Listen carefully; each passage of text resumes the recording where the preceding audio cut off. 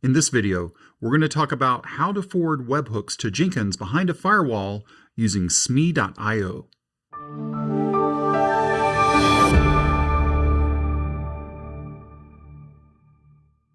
Are you new here? If you are, welcome. And if you are new here, you don't know who I am. My name is Darren Pope, and I'm a developer advocate for CloudBees. Many times your Jenkins controller is living behind a firewall, or maybe you just have a Jenkins controller running at home and you don't want to open up your router to allow traffic in from the outside world. Today we're going to talk about how to use smee.io to be able to forward webhooks from GitHub to be able to trigger multi-branch jobs. The starting point for this video today is from a blog post from January 2019 from Michael Neal, where he walked through the step-by-step process to do this. So let me give you a starting point of where we're going to be. We have a Jenkins controller that is running 2.263.4. We have an agent attached to that controller with a label of Linux. And then we also have one more instance that is going to have the smee client running on it. So if you're not familiar with smee, this gives you the ability to forward webhook payloads from the outside to the inside. Now, what does that mean to you? You might have a Jenkins controller running at home. You might have a Jenkins controller running inside of four walls that you're not allowing traffic in from GitHub or from any other place that's emitting webhooks. So smee.io is an open source project that they also have a service here that is available for free. Now, later on in the video, we'll talk about some of the cons of why you might not want to use smee. But I want you to understand how to do it first, and then in future videos, we'll talk about different ways to do this. As we're looking at the documentation for this, we are at smee.io, that's smee.io. And they go through the documentation here of, okay, here's what happens, and it's just the overview. This is it. This is the full site. So what we're going to do is we are going to start a new channel. The way smee works is once I click on that link, then it gives me a new channel to use. Now this is sort of one of the first things that jumps out. There is no authentication for this. We'll revisit that later. What I'm going to want to do today is I have another smee channel already set up that I'm not going to share on the video because then you could watch my traffic. But what I'm going to do is on my instance where I'm running the smee client, I'm going to install the smee CLI. There are some other options here. You could use the Node.js client if you wanted to write something specific for yourself, or if you're using Probot, you can forward it through that way as well. I already have Node.js installed on my instance, and I've already installed the smee client by using npm install -- global smee-client. However, as I said before, I am not going to be using this endpoint because you could watch my traffic if I was using it sometime in the future. Now here I am on my machine that's acting as my tunnel machine to allow traffic in from smee and then routing it to my Jenkins instance. Now let's take a look at the help real quick, just so you know what we're going to be doing. So we're going to be passing it in two parameters for our specific use case. If you look at Michael's blog post from 2019, he was running smee on the instance with the Jenkins controller. In my example here, I have a separate instance that is only handling the smee traffic, and then that will be forwarding it to my Jenkins controller. So we're going to be passing in a URL, which is going to be the URL of the webhook service. And then we're also going to be providing a target.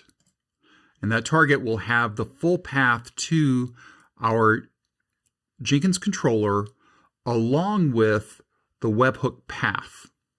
And you'll see how this works in a few minutes. Okay, so I'm going to start up my tunnel now.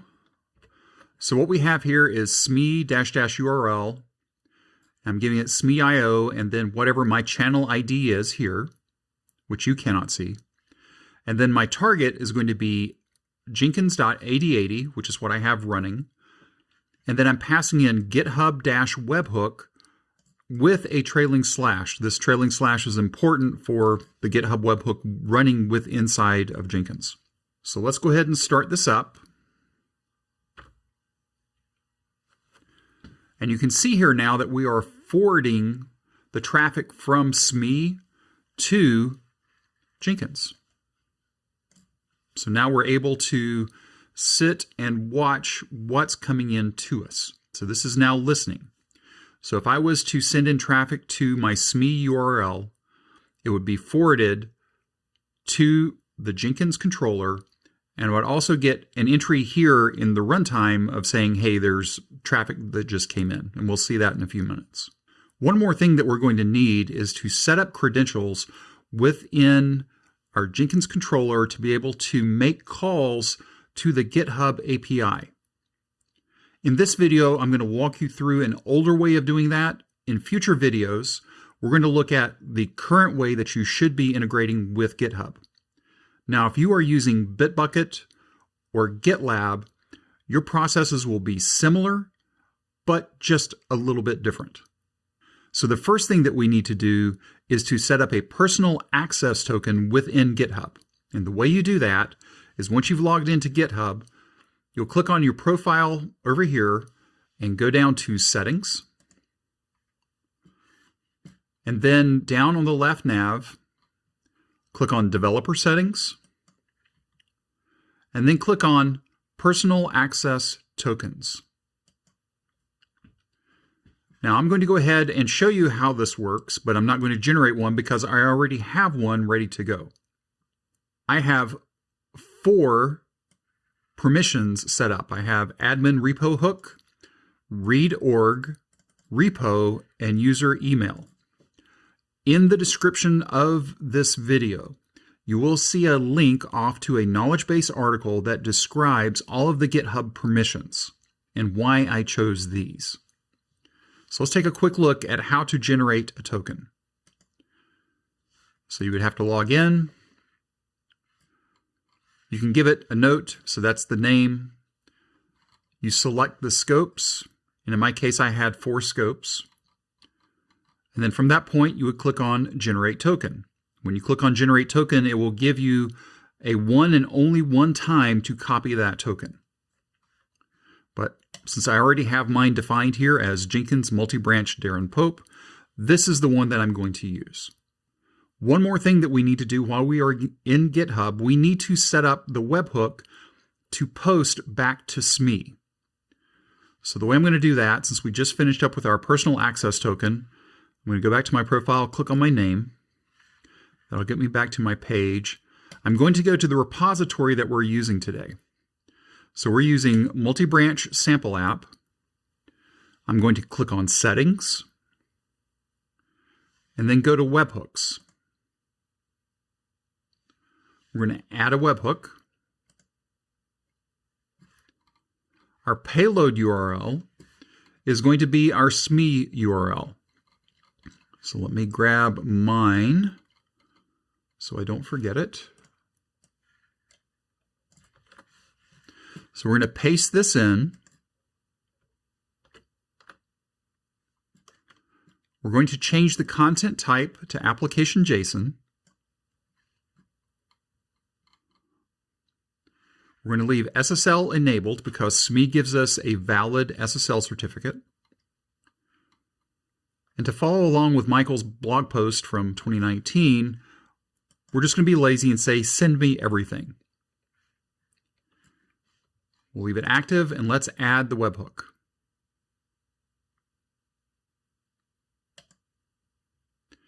Now, one thing you'll notice when we flip back over to our shell, we just received a post that got forwarded to Jenkins 8080 GitHub webhook, and we received a 200 response. That's really important. So we know that we received the traffic in, it was correctly forwarded on to our Jenkins controller, and our Jenkins controller responded with a 200. So far, so good. Okay, let's head over to our Jenkins controller and let's set up the credentials using our personal access token. Now notice what I just said. I said credentials. There are 2 that we're going to set up. So let's go over to Jenkins. We're going to log in. We are going to go to Manage Jenkins, Manage Credentials, and we're going to add a new credential. The first credential type that we're going to create is a secret text. The secret is going to be the value of your personal access token. I am going to call this one Darren Pope GitHub PAT. And I'll also make that the description as well. So that's the first one. The second one, we're going to do add credentials, username, password this time. The username is going to be my login name for GitHub, which in this case is Darren Pope. The password is not going to be my GitHub password. It is going to be the personal access token value. So I'm going to pass that in. And then the ID, I'm going to name this Darren Pope GitHub Creds. Remember the other one said PAT. This one's going to say Creds. You'll see how they're different after a while. Okay, so just reviewing this, I have a Darren Pope GitHub PAT. I have a Darren Pope GitHub Creds. Everything's good to go. So the credentials now are set up. Next up, we need to configure our GitHub configuration. If we didn't set up this GitHub configuration, we would be making calls to the GitHub API via anonymous calls, which can be throttled, and most of the time will be throttled. By providing credentials, we have more API value that we can use. So we'll go to Manage Jenkins, Configure System. We'll scroll down to GitHub. We're going to say Add GitHub Server. We'll just give it a name of GitHub. We'll leave the API URL the way it is because this is github.com. If you are using GitHub Enterprise, this will be a different URL. Let's change this credential to PAT. This is where the personal access token secret text credential type is being used. So all that this configuration needs is just the secret text. Let's click on Test Connection. And it says credentials verified for user Darren Pope with a rate limit of $49.99, which is what we expect to see. I'm going to leave Manage Hooks unchecked because I've already configured my webhook inside of my GitHub repository. Let's go and click on Save. Now let's set up our multi-branch pipeline. So we'll create a job. The name that we're going to give it is the same name as our repository. We'll scroll down here to multi-branch, click OK.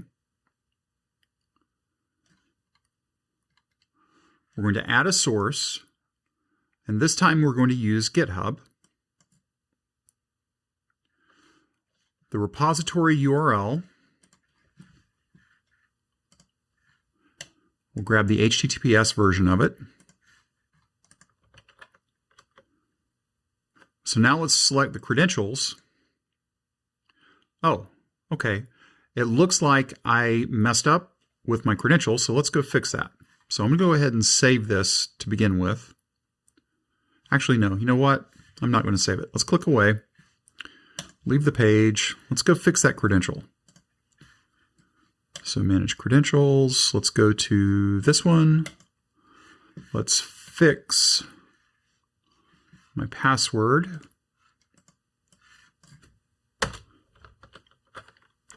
There we go.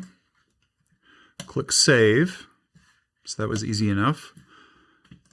That definition is there, but we never saved it. So at least it was started. Let's go to GitHub. Let's first change this to my credential. There we go. Now it says user Darren Pope. So during that time when I selected that credential, it went out, hit the GitHub API, and it came back with user Darren Pope. So now I know I'm good to go. Let's go grab the URL. We'll go ahead and click on validate just to make sure credentials are okay, connected to the repository that I'm expecting. That's all good. This video isn't specifically for doing things with GitHub. We're just using that as an example. Let's click on save. So the repository was scanned. You can see here we were connected to api.github.com. If we would not have tied those credentials in, more than likely we would have hit the API limits and would have been timed out or had other strange things happen. So by adding in the credentials at the job level, that gives us the ability to scan the repository here. So let's take a look at how this built. It found a main branch. The job built fine. Branch indexing. There's my checkout. Here's what's in my Jenkins file, and everything's as I expect it to be at the moment. Let's take a look at this job. On the left nav, there is a Multibranch Pipeline Events. So if we take a look at that, there have been no events as of Friday, February 19th. Okay, that's good because we haven't made any changes in our repository yet. I'm going to leave this page up. Let's go back over to our repository and make a change to the README. Now we are on the main branch, which is what we want. And we'll call this content. We'll scroll down to commit changes. Okay, there's the change. Let's come back over here to our job and we can see that we received a hook. Well, we see that we received a call to our webhook. It was an updated event. It came through smee.io GitHub webhook with a timestamp. And then everything went ahead and processed. So if we take a look now at our main branch,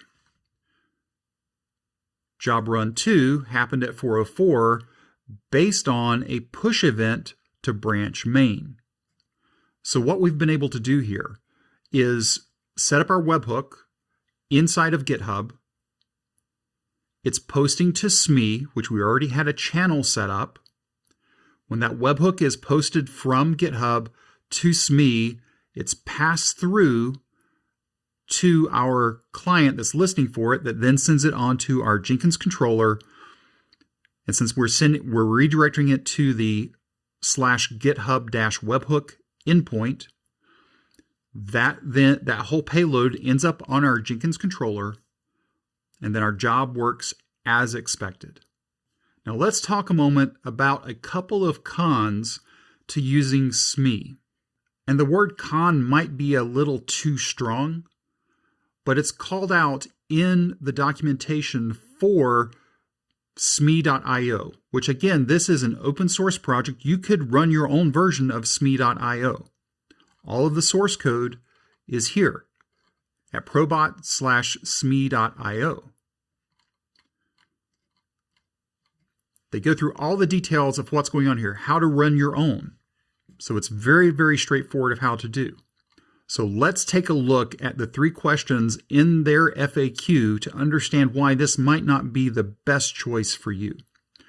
First off, how long do channels live? The short answer is forever. Once a client is connected to it, any payloads that come their way will be delivered to there. That means if you would have seen my real endpoint, you could, as called out here in the second bullet, should I use this in production? The short answer is no. It's not designed for production use. It's a development and testing tool. That is what it's for. Also notice the channels are not authenticated. That's a big deal for most everybody. So if anybody has your channel ID, they could capture and see the payloads that are currently, and this is a key part here, currently being sent. They would not have history because the way it's stored is all the history are stored in the local storage of your browser. So there is no database other than local storage within the browser. So it's up to you. Should you use SME or should you not use SME?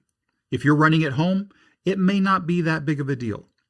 If you're running inside of a corporate environment, you probably already have a different way of being able to bring in traffic from the outside world in a safe manner.